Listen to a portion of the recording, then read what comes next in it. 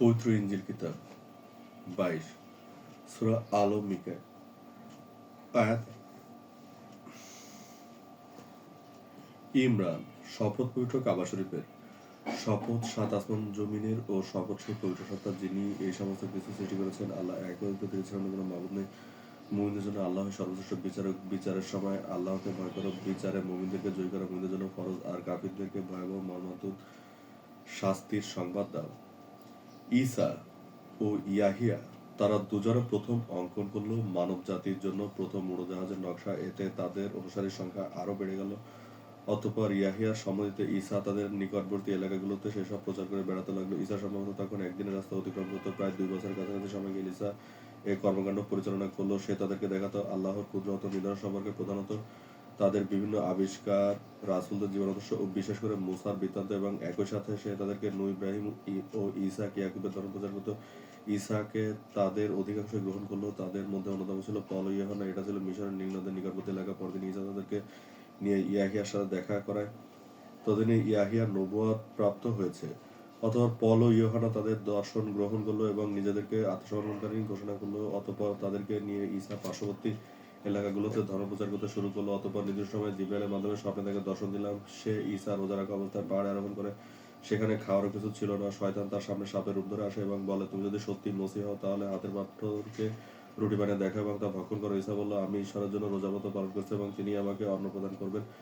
তা হবে সাময়িক রুটি থেকেও অনেক বিশাল। বস্তুত জান্নাতের বৃহৎ একটা অংশ যা রুটি জুড়ি নামে খ্যাত তা তার জন্য আরশে রক্ষিত রয়েছে। অতঃপর শয়তান বলল, আমি তোমাকে পৃথিবীর সমস্ত সম্পদ দিয়ে দেব এবং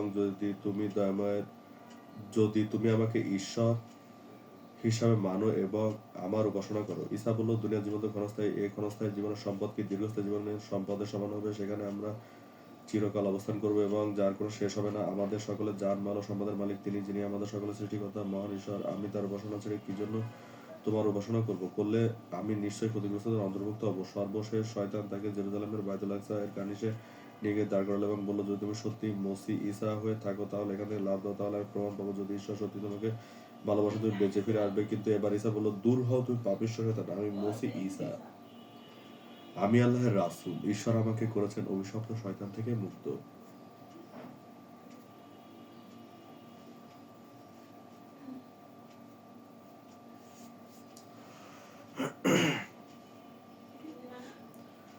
আমার উপর তোমার কোনো কর্তৃত্ব নেই। আমার অভিভাবক আল্লাহ। আমি তোমা থেকে ঈশ্বরের শরণে ছি। ঈশ্বর আমাকে বলেছেন তাকে অহেতুক পরীক্ষা না করতে। অতঃপর বাইতুল আকসার পবিত্র পাথরের সামনে দাঁড়িয়ে ঈশ্বর তাকে জিজ্ঞাসা করলেন, তুমি কে? পরপর 3 বার। সে বলল, আমি ঈসা, আমি আল্লাহর রাসূল। পরপর 3 বার। সে বলল, আমি ঈসা, আমি আল্লাহর রাসূল। আমি ঈসা, আমি আল্লাহর রাসূল। সিজদা 3টা।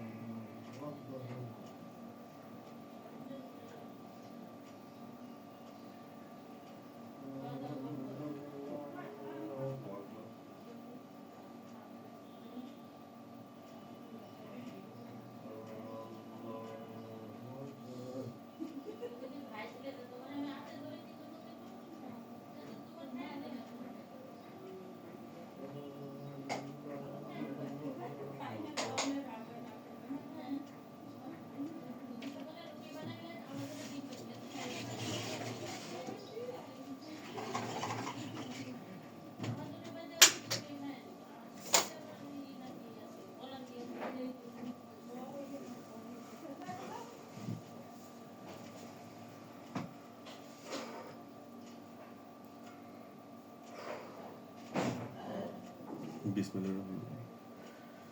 এবং এভাবে ঈসা মরিয়মদের ঈসা নবপ্রাপ্ত হলো এবং আল্লাহ তাকে বলল, হে ঈসা, তুমি যাও একে শপথ প্রতিষ্ঠা করো।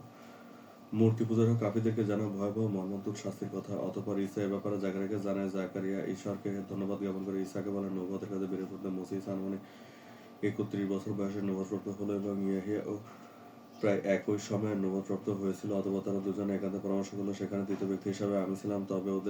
তবে তাদের মনের উদ্দেশ্য ছিল সৎ ও মহৎ। ইয়াহিয়াকে এলাকার দায়িত্ব বুঝিয়ে দিয়ে সে তার 2 বিশ্বস্ত সঙ্গী পল ও ইউহানাকে নিয়ে নবুয়তে প্রচারের উদ্দেশ্যে বেরিয়ে পড়ল। অতঃপর সে একে একে মিশর পার্শ্ববর্তী এলাকা, তুর, সিনাই উপত্যকা, মৃতসাগর, বেথলেহেম, ওয়াদি মুসা ও নাজারের শহর ভ্রমণ করে। শুধুমাত্র জেরুজালেম ব্যতীত এ সময় সে তাদেরকে তার উপর অবতীর্ণ হওয়া ইনজিল কিতাবের বাণী, তার উপরে করা অনুগ্রহের কথা, একেশ্বরবাদ, ইব্রাহিম ও মুসার কথা ও তৎকালীন বনি ইসরায়েল জাতির পথভ্রষ্টতার কথা বলতো। সে বনি ইসরায়েল বা সেই অপরের সম্পদ অন্যায়ভাবে ভক্ষণ দখল করা মহাপাপ। ঈশ্বরের রাজ্যের চিন্তা করো, যা কখনো শেষ হয় না। তোমরা পরকালকে বিশ্বাস করো। তোমরা আমাকে বিশ্বাস করো। সৃষ্টিকর্তাকে খুঁজে পাবে। আমরা সকলে ঈশ্বরের সৃষ্টি। আমরা সকলে তার কাছে ফিরে যাবো। কিয়ামত আসন্ন। পুনর্জীবনে বিশ্বাস করো। যখন কাউকে কিছু দিবে, পূর্ণ মাপে দেবে। অন্যায়ভাবে কাউকে হত্যা করো না। অন্যায়ভাবে হত্যা করা মহাপাপ। সুদ, ঘুষ, ব্যভিচার ও জুয়াকে হারাম করা হয়েছে। ঈশ্বর রাজ্যে তোমাদের সকলকে স্বাগতম। সেখানে আমরা সকলে সমান এবং ঈশ্বর আমাদের রাজা। সেখানে রয়েছে অপরন্ত সম্পদ, যা এখনো শেষ হবে না। সেখানে রয়েছে অসংখ্য তাজা ফলমূল, আপ্যায়নের জন্য শরবত, অবারিত জনদ্বারা ফসলের মাঠ, খেলার মাঠ, পর্বত, নদী, সমুদ্র ও চোখ জোড়ানো স্বর্গীয় উদ্যান তোমাদের প্রভু তো এসব তোমাদের জন্যই সৃষ্টি করেছেন।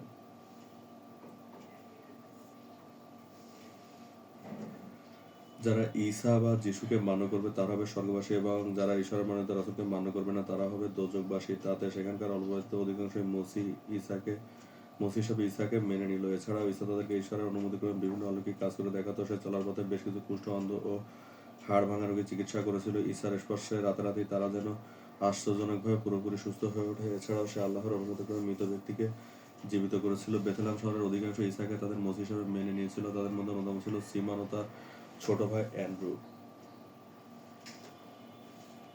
একদিন ঈসা সকালে তাদের বাড়িতে গমন করে। তারা ছিল এক আর শুকনো কুলুর বৃক্ষের নিচে দাঁড়িয়ে। ঈসা বৃক্ষটি স্পর্শ করতে সেটা সুস্বাদু সুপাক কুলে ভরে উঠল। এটা দেখে তারা দুজনে বিস্ময়ে বলে উঠল, হায় ঈশ্বর, এটা তো এক আশ্চর্য ব্যাপার।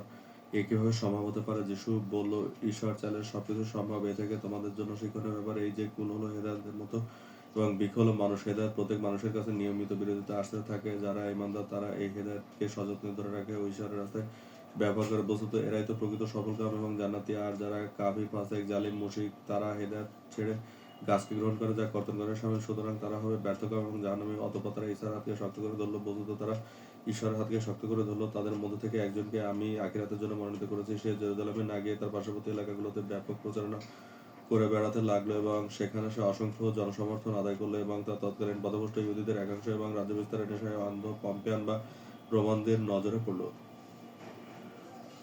তাদের হুমকি উপেক্ষা করে ঈসা স্বাভাবিকভাবে তার কর্মকাণ্ড চালিয়ে যেতে লাগলো। অতঃপর সে জেরুজালেমে না গিয়ে ওয়াদে মুসা গেল। সেখানে তার এক জনৈক ইহুদি ধর্মযাজক ম্যাথিউয়ের সাথে দেখা হলো। সে মসিহ ঈসা ও ঈশ্বরের প্রতি ঈমান আনয়ন করলো।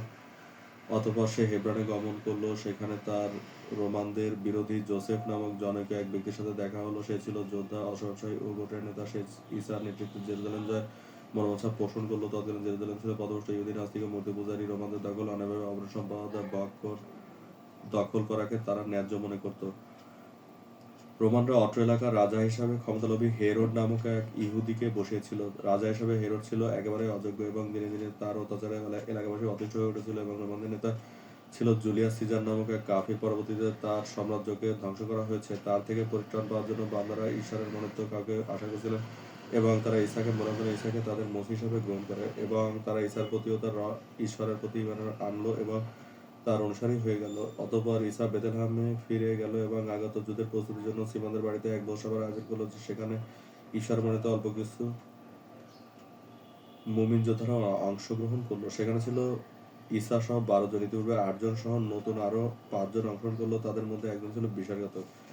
তারা সেখানে জেরুজালেম জয়ের যুদ্ধের ব্যাপারে আলোচনা করলো এবং তাদের মধ্যে অন্যতম ছিল পিটার। সে ছিল ঈসার বাল্যকালের বন্ধু। বাইতুল আকসার সন্নিকটে জেরুজালেমের বাসিন্দা পুনরায় ঘটে সে ঈসাকে জেরুজালেমে তাদের বাড়িতে আমন্ত্রণ জানালো। সে তার বেশ কিছু অনুসারীর কথাও জানালো এবং সে মসিহ ঈসা ঈশ্বরের প্রতি ঈমান আনয়ন করলো। শান্তি তার প্রতি। যেদিন সে মৃত্যুবরণ করবে, পুনর্জীবন লাভ করবে। বেঞ্জামিন, সে ছিল জেরুজালেমের নিকটবর্তী সমুদ্র বন্দরের বাসিন্দা। সে যিশুকে আমন্ত্রণ জানালো নির্দিষ্ট দিনে নির্দিষ্ট সময়ে জেরুজালেমের উদ্দেশ্যে আগমনের জন্য, এবং সে মসিহ ঈসা ঈশ্বরের প্রতি ঈমান আনয়ন করলো, শান্তি তার প্রতি। যেদিন সে মৃত্যুবরণ করবে, পুনর্জীবন লাভ করবে। ইয়াকুব সে ছিল বনী ইসমাইল বংশের আরব বণিক। সে যিশুর প্রতি সমর্থন জানালো ও নির্দিষ্ট সময়ে জেরুজালেমে তার কয়েক সঙ্গী নিয়ে আগমনের কথা জানালো, এবং সে মসিহ ঈসা ঈশ্বরের প্রতি ঈমান আনয়ন করলো, শান্তি তার প্রতি। যেদিন সে মৃত্যুবরণ করবে ও পুনর্জীবন লাভ করবে। জন সে ছিল নাজারেতের বাসিন্দা এবং বনী হারুন গোত্র থেকে। সে ঈসাকে নাজারেতের বৃত্তান্ত জানালো। নাজারেতের একাংশ জেরুজালেমের বন্ড ধর্মদার ব্যবসায়ী, যাজক ও মূর্তি পূজারীদের সাথে যোগ দিয়েছে। তারা ঈসার বিরুদ্ধে ষড়যন্ত্র ও কৌশল অবলম্বন করেছে। সে যিশুর প্রতি সমর্থন জানালো। নির্দিষ্ট দিনে নির্দিষ্ট সময়ে জেরুজালেমে তার অনুসারী নিয়ে আগমনের কথা জানালো, এবং সে মসিহ ঈসা ও ঈসার প্রতি ঈমান আনয়ন করলো, শান্তি তার প্রতি। যেদিন সে মৃত্যুবরণ করবে, পুনর্জীবন লাভ করবে। এছাড়াও ম্যারি ম্যাগডালেনা নামক এক ব্যভিচারী নারী ছিল, যে যিশুর প্রতি ঈমান আনয়ন করার পর মুমিন ও পর্দাশীল নারীতে রূপান্তরিত হয়, শান্তি তার প্রতি। যেদিন সে মৃত্যু ও পুনর্জীবন লাভ করবে। সেখানে ইয়াহুদা নামক এক বিশ্বাসঘাতক ছিল, সেও ছিল বনী হারুন গোত্রের। তার উপরে দায়িত্ব ছিল জেরুজালেমের বাসিন্দা হিসেবে তার পুঙ্খানুপুঙ্খ বিবরণ আনয়ন করা, অস্ত্রের ব্যবস্থা করা। হ্যাঁ হ্যাঁ হ্যাঁ বিশ্বাসঘাতকদের উপরে শাস্তি বর্ষিত হোক, এবং নিশ্চয়ই বিশ্বাসঘাতকদের অবস্থান জানানো সর্বনিম্ন স্তরে। সেখানে জাক্কুম ও গলিত পুঁজ হবে তাদের আহার। যিশু তাদেরকে জানালো চারদিক দিয়ে জেরুজালেমকে আক্রমণ করা হবে, এবং সে তার কিছু বিশ্বস্ত সহযোগী নিয়ে পাহাড়ের উপর দিয়ে নেমে এসে প্রথম আক্রমণ করবে। এভাবে সে জেরুজালেমকে জয় করবে এবং সেখানে একশবাদ প্রতিষ্ঠা করবে। সে পথভ্রষ্টদের পথ দেখাবে এবং তাদেরকে জালিম শাসকদের অত্যাচার থেকে মুক্ত করবে। বায়তুল আকসা থেকে সমস্ত মূর্তিগুলোকে বিতাড়িত করবে। দুস্থদের অন্ন দেবে, সেরাকারীর শাস্তি নির্ধারণ করবে। মিথ্যাবাদীর হাত কাটা যাবে, অহংকারের পতন হবে, গরিবেরা বড়লোক হবে, বড়লোকেরা গরিব হবে। আজ যা ভালো ছিল কাল তা খারাপ হবে। এতিমেরা পিতামাতা পাবে, যাদের পিতামাতা ছিল তারা এতিম হবে। সুখীরা দুঃখী হবে, আর দুঃখীরা হবে সুখী। ষড়যন্ত্রকারীরা ধ্বংস হবে। আজকের 1 পয়সা কাল 100 পয়সা হবে। এখন বলো, কারা আছে ঈশ্বরের পথে আপনাকে সাহায্যকারী? তখন হারগান বলল, আমরাই আল্লাহর পথে আপনার সাহায্যকারী। আমরা ঈশ্বরের উপরে ঈমান এনেছি। আপনি সাক্ষী থাকুন যে আমরা সবাই আত্মসমর্পণকারী। হে আমাদের পালনকর্তা, আমরা সেই সব বিষয়ের উপর বিশ্বাস স্থাপন করেছি যা তুমি নাজিল করেছো, এবং আমরা রাসূলের অনুসারী হয়েছি। অতএব তুমি আমাদের মান্যকারীদের তালিকাভুক্ত করে নাও। আনুমানিক 2 বছর 3 মাস পর যিশু পুনরায় মিশরে তার বাড়িতে ফিরে আসে, এবং জাকারিয়া মরিয়মের কাছে তার জেরুজালেমে তার মনোবাঞ্ছা প্রকাশ করলো। ঈসা সেখানে কিছুদিন অবস্থান করলো। পূর্ব নির্ধারিত সময় পর্যন্ত। ততদিনে ইয়াহিয়া তাদের গবেষণার ও উড়োজাহাজের কাজ বেশ অনেক দূর এগিয়ে নিয়েছে। আর স্মরণ করো মুহাম্মদের কথা, তাকে আমি রক্ষা করেছিলাম তার জন্মের পূর্বে। আব্রাহার বিশাল হস্তি বাহিনীর বিপক্ষে ক্ষুদ্র আবাবিল পাখির বাহিনীকে বিজয় দান করেছিলাম। উপর থেকে তাদের উপর অবিরত কঙ্কর বর্ষণ বিশালদেহী হস্তিদেরকেও ধরাশায়ী করল। তৎকালীন কামালে 360টি মূর্তি স্থাপিত হয়েছিল। বনী ইসমাইল তথা কুরাইশ গোত্রের একাংশ পথভ্রষ্টতায় নিমজ্জিত ছিল। তাদের নেতা ছিল আব্দুল মুত্তালিব নামক জনৈক ব্যক্তি। তাদের ঈমান ছিল দুর্বল, এবং তারা মূর্তি পূজারী রোমানদের সাথে চুক্তি করেছিল। আমি তাকে বাল্যকালে রক্ষা করেছিলাম আরবের কাফের, মুশরিক ও মূর্তি পূজারীদের হাত থেকে প্রকাশ্য উপনীত হলো। আমি তাকে নবুয়াত দান করি। ওমর নামক জনৈক এক রোমান সৈন্যদের নেতা ও মূর্তি পূজারী তাকে মারার জন্য উদ্যত হয়। পরবর্তীতে সে আল্লাহর স্বীয় অনুগ্রহে মুহাম্মদের অনুসারী ও খলিফা নিযুক্ত হয়। আমি তাকে বিজয় দান করেছি ইসলাম প্রতিষ্ঠার প্রথম যুদ্ধে, বদরের যুদ্ধ, মক্কা বিজয়ের যুদ্ধে। সে মক্কা বিজয়ের পর আল্লাহর নির্দেশে সেখানে থেকে সমস্ত মূর্তিকে সরিয়ে ফেলে এবং সেখানে একেশ্বরবাদ প্রতিষ্ঠা করে, এবং তারা মুহাম্মদ আল্লাহর প্রতি ঈমান আনয়ন করল, শান্তি তার প্রতি। যেদিন সে মৃত্যুবরণ করেছিল ও পুনর্জীবন লাভ করবে। আরো স্মরণ করা মুসার কথা, তার প্রতি আমি অনুগ্রহ করেছিলাম। তাকে আমি বাচ্চা বয়সে রক্ষা করেছিলাম ফেরাউনের হাত থেকে। মিশরের নীল নদের অববাহিকায় বিশাল এক সাম্রাজ্যের বাদশা ছিল ফেরাউন। সে নিজেকে ঈশ্বর দাবি করেছিল। সে ছিল মূর্তি পূজারী ও কাফেরদের অন্তর্ভুক্ত। যখন আমি ফেরাউনের দল থেকে তোমাদেরকে রক্ষা করেছিলাম, যারা তোমাদের ছেলেদেরকে হত্যা করত, নারীদেরকে জীবিত রাখত, তোমাদের মানসিক শাস্তি দিত, এবং তাদের তোমাদের পালনকর্তার পক্ষ থেকে ছিল মহাপরীক্ষা। যখন তোমাদের জন্য সাগরকে দুভাগ করেছিলাম এবং তোমাদের রক্ষা করেছিলাম ও ফেরাউনের দলকে পানিতে ডুবিয়ে মেরেছিলাম, তোমরা তা দেখেছিলে। স্মরণ করো যখন মুসার জন্য 40 রাত্রি নির্ধারিত করে দিয়েছিলাম, তার প্রস্থানের পর তোমরা গোবর্ষকে মাবুদ হিসাবে গ্রহণ করেছিলে। বস্তুত তখন তোমরা অত্যন্ত বাড়াবাড়ি করেছিলে।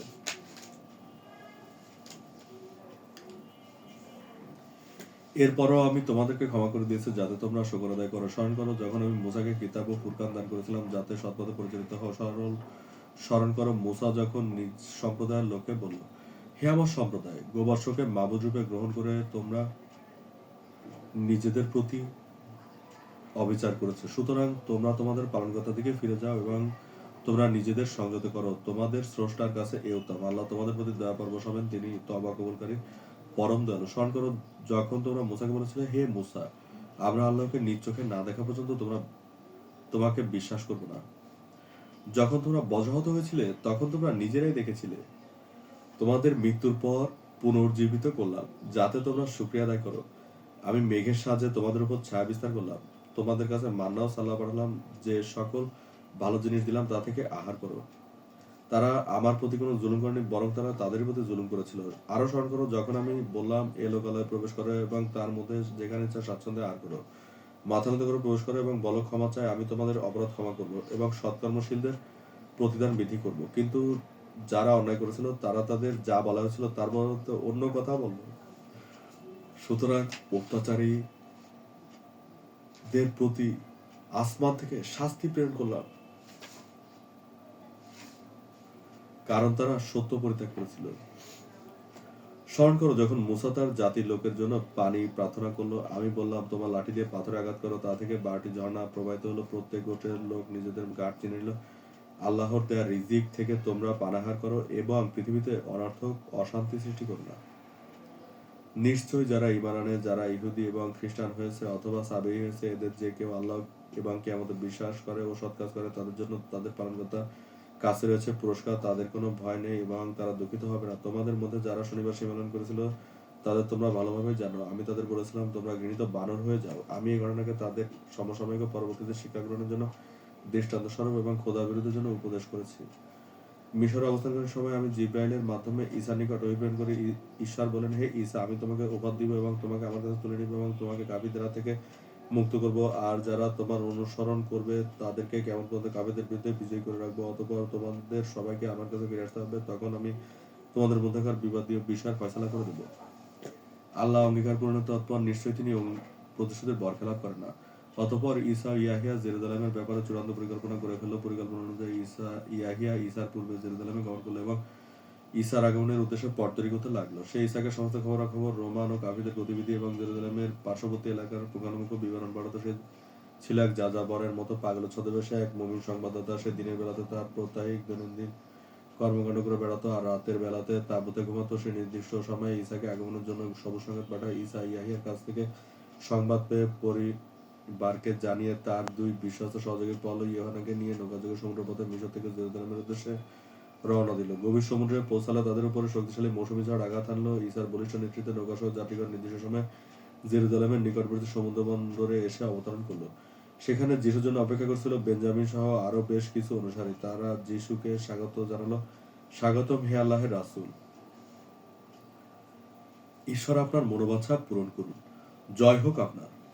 সেখানে ঈসা কিছু দুস্থকে সেবা করলো এবং জেরুজালেম জয়ের উদ্দেশ্যের ব্যাপারে জানালো। তারা যিশুর কথা শুনে তার প্রতি একাত্মতা পোষণ করলো এবং সর্বাত্মক সহযোগিতা করার অভিপ্রায় ব্যক্ত করলো। সেনানগরের মালিক আল্লাহ এবং তা দুই খণ্ডাংশ নিয়ে গঠিত। কিয়ামতে বিশ্বাস স্থাপনকারীদের জন্য সুসংবাদ ও শান্তি। সদাকল্লাহ।